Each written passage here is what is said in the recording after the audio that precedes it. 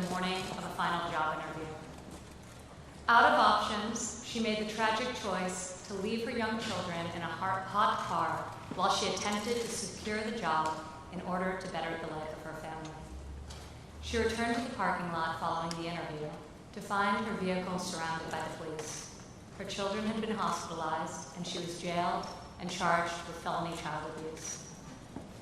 As I have traveled around the country with my father, stories about the hardships caused by our existing childcare system, one that is too expensive, too outdated, and too inaccessible, come up time and time again. Just last week, I spoke with a military spouse who recounted the vicious cycle responsible for holding so many American families back economically. She relayed to me the frustration I've heard all too often of not being able to work and bring home a second income because she can't afford quality and reliable childcare. Stories like these go straight to my heart, and they've steeled my belief that there has to be a better way. I have 3 young children myself, and I'm grateful daily for the means to pursue 2 of my dreams, being a mother and investing in a career that fulfills me. I recognize that far too few women can say the same for themselves, and that I am more fortunate than most. This must change. As a society, we need to create policies that champion all parents, enabling the American family to thrive. My dad agrees, and he's in a very unique position to do something about this problem and the numerous other problems facing tens of millions of parents and caregivers across our country. Today, childcare is the single greatest expense for many American families, even exceeding the cost of housing in much of the country. It's depleting the hard-earned savings of men and women across our nation, and it's at the root of wage inequality by disproportionately affecting women. The federal policies that are in place to benefit families were written more than 65 years ago to serve a primarily male workforce that no longer exists. Dual-income families were not the norm in 1949 when the current tax code provisions regarding families were established. Today, however, women represent 47% of the U.S. labor force, and in almost 2/3 of married couples, both spouses work outside of the home. 70% of mothers with children at home also work in a professional capacity, and 64% of these moms have kids aged 6 and under. The number of households led by single mothers has doubled in the last 30 years, and approximately 2/3 of these women work in low-wage jobs that offer neither flexibility nor benefits. My father has created a plan that is designed to bring relief and to provide working parents with options so that they can make the decisions that are in the best interest of their families. Safe, affordable, high-quality childcare should not be the luxury of a fortunate few. Historically, this has not been an area that has received nearly as much attention in the policy world as it deserves. While there are systems in place for older children, hardly any intellectual energy has been devoted to addressing the needs of families with children from birth to 4 years old. In particular, little focus has been put on determining how best to alleviate the enormous financial burdens childcare places on low-income and middle-income families. At the same time, the United States is the only industrialized nation in the world that does not provide new mothers with paid maternity leave. My father's policy will give paid leave to mothers whose employers are among the almost 90% of U.S. businesses that currently do not offer this benefit. This is a reform that is of critical value and long overdue. My father's plan also recognizes and supports the many women who may not be mothers, but who have left paying jobs to provide care for elderly dependents. This is another example of people who have been routinely ignored by federal policies. Having employed and empowered thousands of women at every level of his company throughout his entire career, my father understands the needs of the modern workforce and is offering a new and innovative solution where others have not. My father's plan also acknowledges the vital contribution of stay-at-home moms and parents, fathers and mothers, who will ensure that they too will receive these new tax benefits. Raising children full-time is one of the hardest jobs anyone can do, and it's essential that our policies recognize and honor that reality.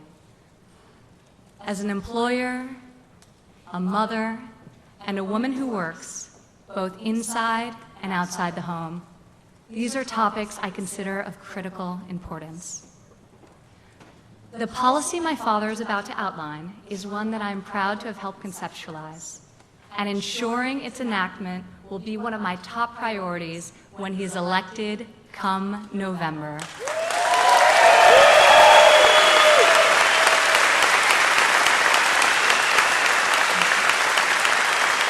This is not a woman's issue. It's a family issue. It's an American issue. It's an issue that's often been discussed, but has yet to be solved. My father plans to change that, and now he will tell you how. It is with great admiration and respect that I introduce to you our next president and my father, Donald J. Trump.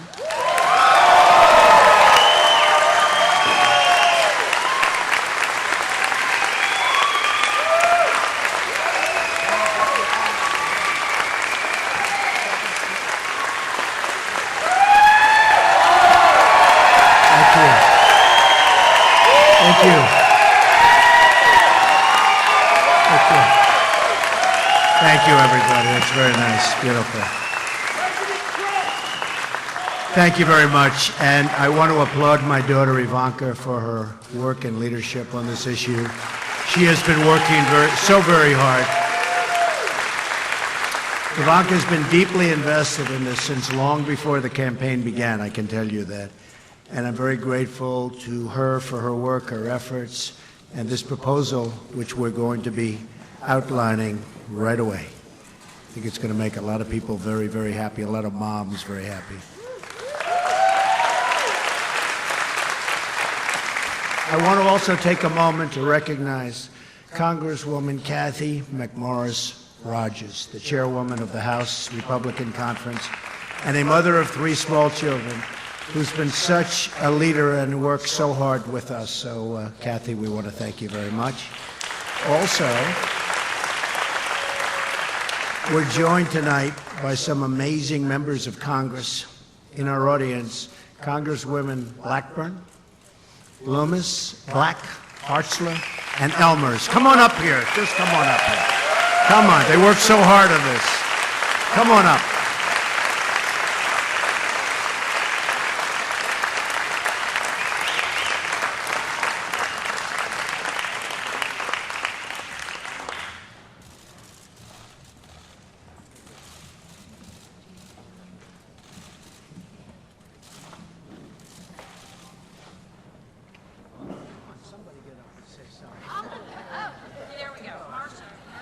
Well, I will tell you, my name is Marsha Blackburn, and I'm from the great state of Tennessee.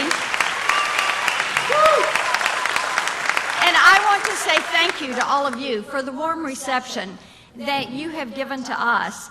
And I want to say a special thank you to Mr. Trump. Focusing on the issues that affect working women is something that is vitally important to each of us standing on this stage. We come from a variety of backgrounds. We have a nurse, we have farmers, we have ranchers, we have teachers, we have small business owners and entrepreneurs. That's the skill set that we bring to Congress and the experience that we draw from. And we know that each of you are much like us. Those are the experiences that you have. We know that there are issues when it comes to child care, when it comes to dealing with the workplace. And just as Ivanka said so perfectly, this is a family issue. We know men always want more money. What do women want? More time. And we are thrilled to finally have a President of the United States who is going to put the focus on working with women to make certain that you can achieve your American dream. Thank you so much for having us.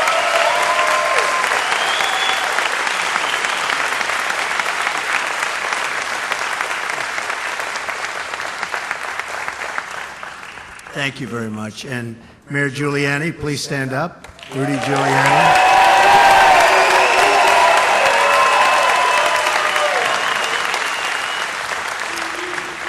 The nation's mayor. Oh, he's done a good job. So our campaign is about ideas. We're about solutions to big, big problems. Problems that have gone on forever. I've traveled all over the country in recent weeks offering detailed plans to make life better for you and for your family, so important to me. I've outlined detailed proposals for providing school choice, we have to do that, reforming our tax and regulatory code,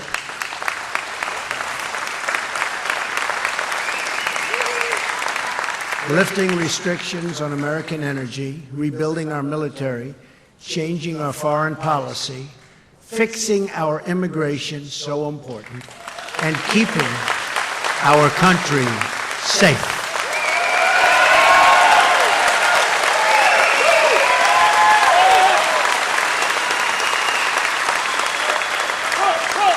Right now, thank you. Right now, our politicians have locked our country into endless fights about small and petty things. I'm asking the nation to lift our sights and to imagine what we can accomplish if we work together, trust each other, and put the needs of our citizens first for a change.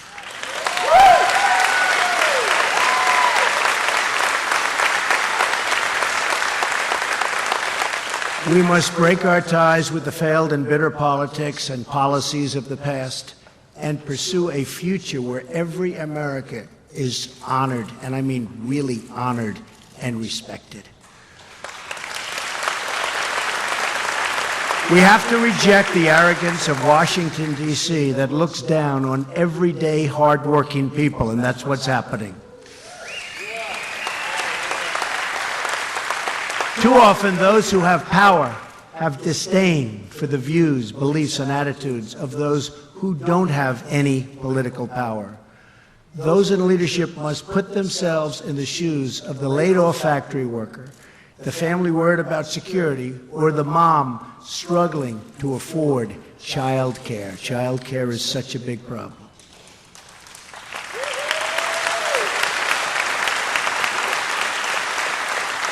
But we're going to solve that problem. That means we need working mothers to be fairly compensated for their work and have access to affordable, quality child care for their kids. That's what we're doing. We want higher pay, better wages, and a growing economy for everyone. These solutions must update laws passed more than a half a century ago when most women were still not in the labor force. Most of them weren't even close. Today, nearly 2 in 3 mothers with young children have jobs. For many families in our country, child care is now the single largest expense. Who would think that? Even more so than housing. Yet very little meaningful policy work has been done in this area, and my opponent has no child care plan. She never will, and if it ever evolves into a plan, it'll never get done anyway. All talk, no action.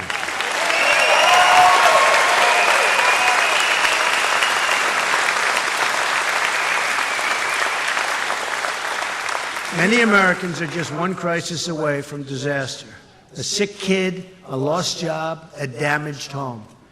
There is no financial security in our country, especially anymore. But that will change under our pro-family profile. When you just take a look, it's pro-family, it's pro-child, it's pro-worker. These are the people we have to take care of, and this is what I'm going to be outlining tonight. Before Before going any further, I want everyone watching on TV, and there are a lot of people, right now, to go to donaldjtrump.com to read the full plan, great detail. The first part of my child care plan allows for every parent or family in America, including adoptive parents and foster parent guardians, to deduct their child care expenses from their income taxes. That's a first.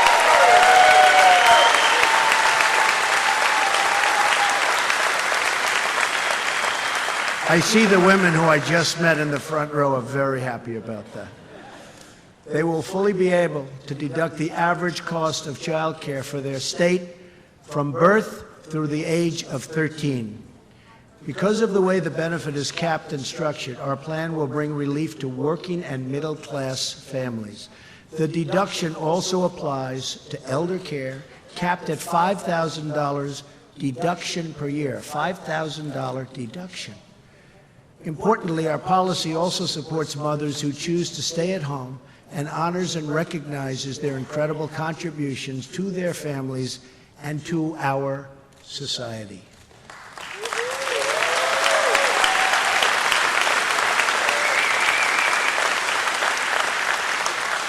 Families with a stay-at-home parent will be able to fully deduct the average cost of child care from their taxes. It's a big thing. Wow. I'm hearing wow. I like to hear wow. The congresswomen like to hear wow. Makes your life a lot easier, right? For low-income individuals who have no net income tax liability, we will offer an expanded Earned Income Tax Credit, that's EITC, in the form of a child care rebate.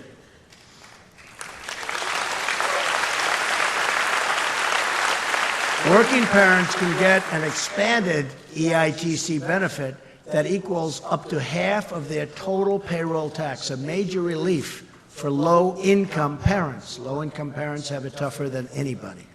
This translates to as much as an extra $1,200 in EITC benefits for working families. Next, our plan allows every parent in America to open up a dependent care savings account. Families can contribute up to $2,000 a year to these accounts, completely tax-free.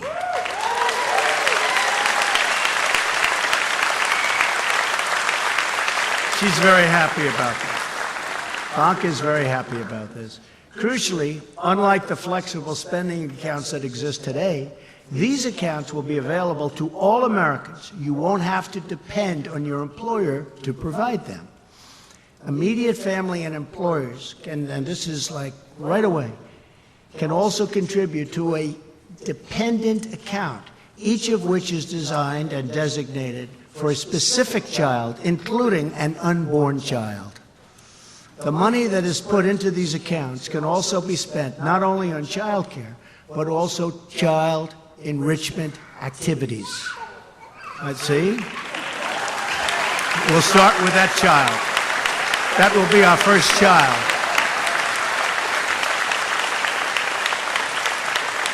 That's cute. Additionally, the funds in these accounts do not expire at the end of the year. They don't revert to employers or to the Treasury. Instead, the funds roll over so that while only $2,000 can be contributed each year, unspent sums can accumulate and create substantial savings, tremendous savings, actually. These savings can be used by parents to help give their kids school choice and will thus contribute to the school choice reforms I outlined last week. A lot of good outlines last week on schools, and really popular, I will tell you. The funds will remain in the account until the age of 18. Whatever still remains at that time can be used to help offset the cost of higher education for your child.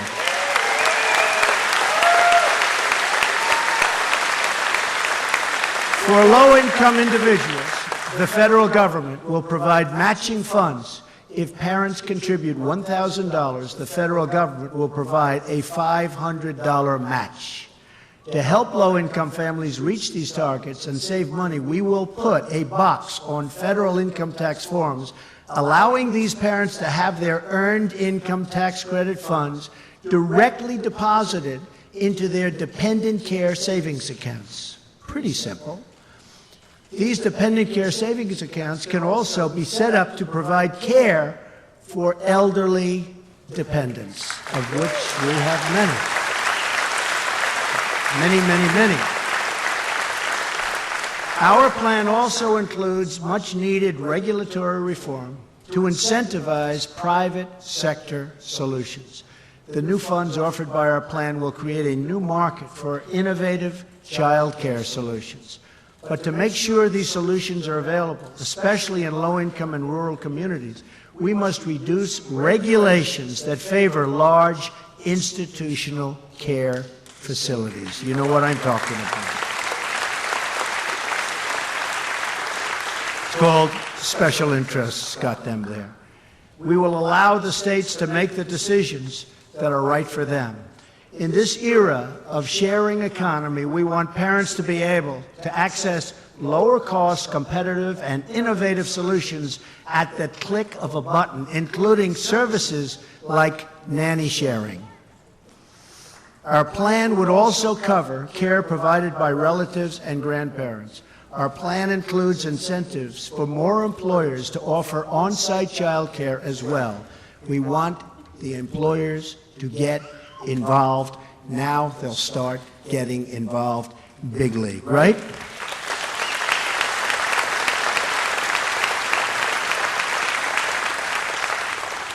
And you'll start liking your employer a lot more.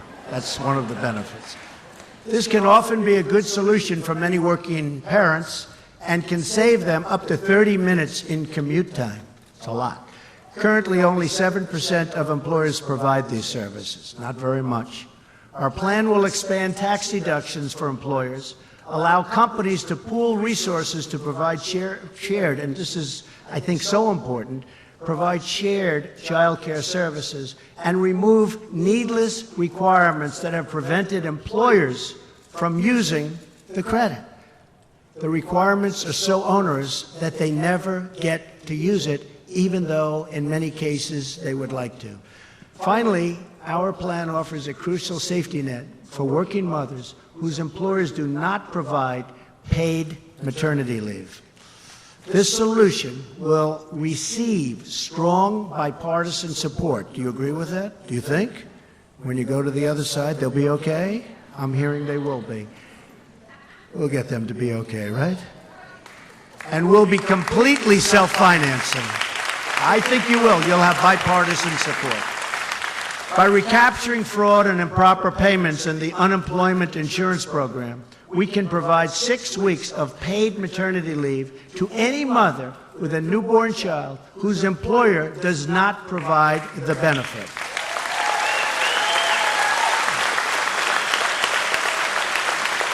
This maternity leave will be paid straight out of the unemployment insurance fund. And again, the safety net will be completely paid for through savings within the program.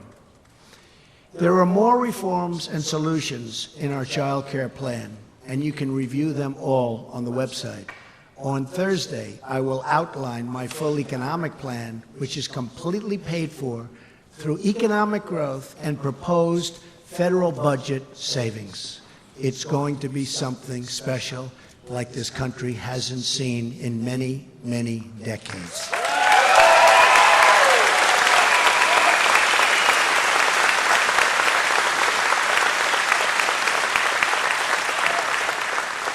Together, our tax, trade, regulatory, and energy policies will add trillions and trillions of dollars in new deficit-lowering growth. These are the kinds of solutions I want to bring to the White House as your president. It's time to free ourselves from the baskets that politicians try to put us into and always have put us into, and instead to work together. And I think you know what I mean. That includes Democrats, Republicans, and all Americans.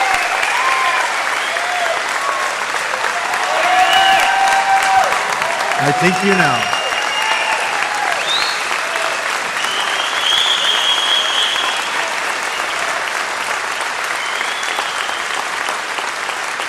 Thank you very much. Thank you. Yeah, I think you know what I'm talking about. Well, my opponent slanders you as deplorable and irredeemable. I call you hard-working American patriots who love your country, love your family, and want a better future for all Americans.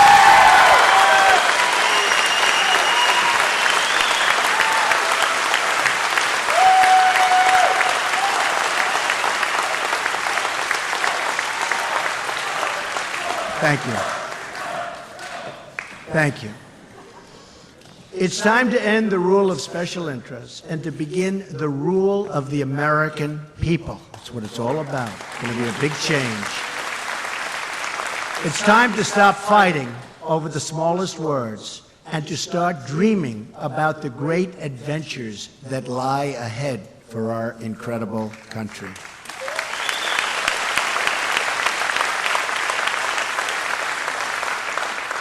It's time to start believing in America again.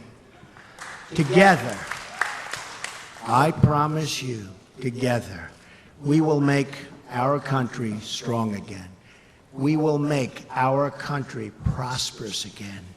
We will make our country great again, greater than ever before.